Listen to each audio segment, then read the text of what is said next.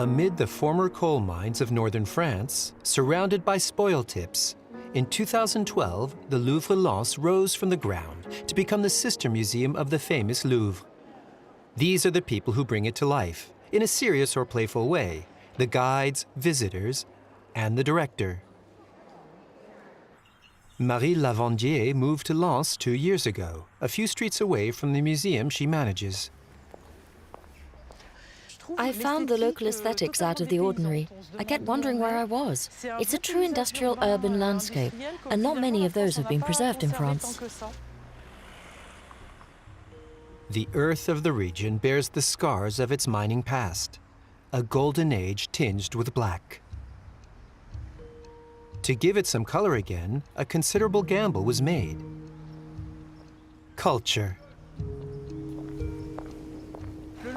The Louvre Lens isn't let's send culture to an area where there's never been any. That wasn't the case at all. It's really two worlds, two strong cultures that meet and embark on an adventure together.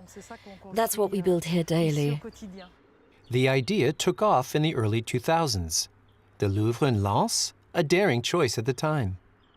It's their city. Lens has been chosen, and it was its popular appeal that stood out. France must not forget all those who sacrificed their lives for us. It was also the mobilization of the people of Lens which swung the balance, with 8,000 signatures in favor signed in the Golden Book.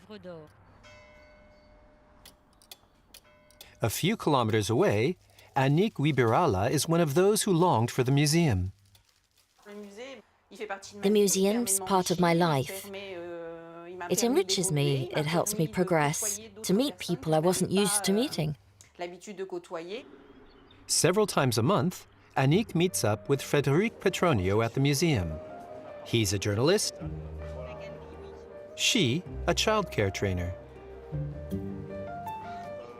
Together, they write a weekly article for a local newspaper on the museum's treasures.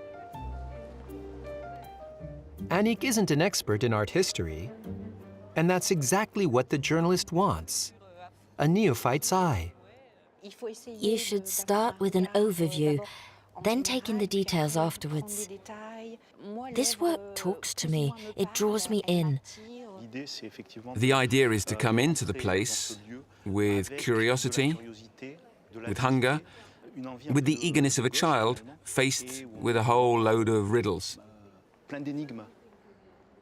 A Louvre in the north is symbolic to a large number of inhabitants. It represents rebirth in a region that's been severely hit by economic crisis and the closure of mines. Bernard Armand, the son and grandson of miners, hasn't forgotten the heritage left by his family.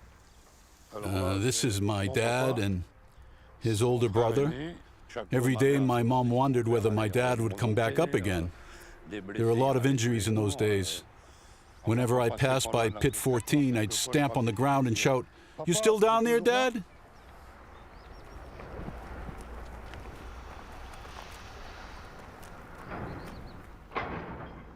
The last cigarette of the day. If this footage from another century were in color, nothing much would change. Every working day was in black and gray. Next comes the descent at a speed of 12 meters per second. In an instant, the men are transported from daylight to darkness. At the peak of activity, more than 300,000 miners spent their days at 500, 800, sometimes 900 meters below ground. The men work bent double, sometimes even on their stomachs.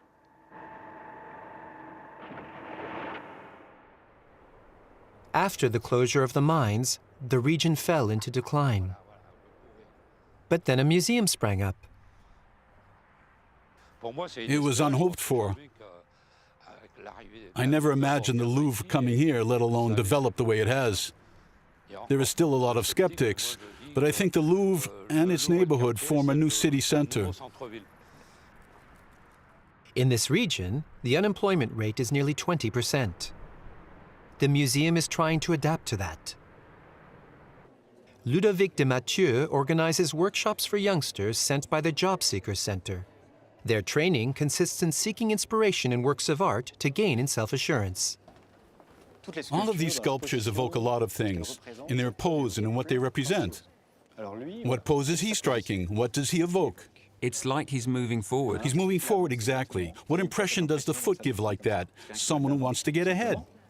Eye contact, posture. The youngsters study everything that might make a good impression on potential future employers.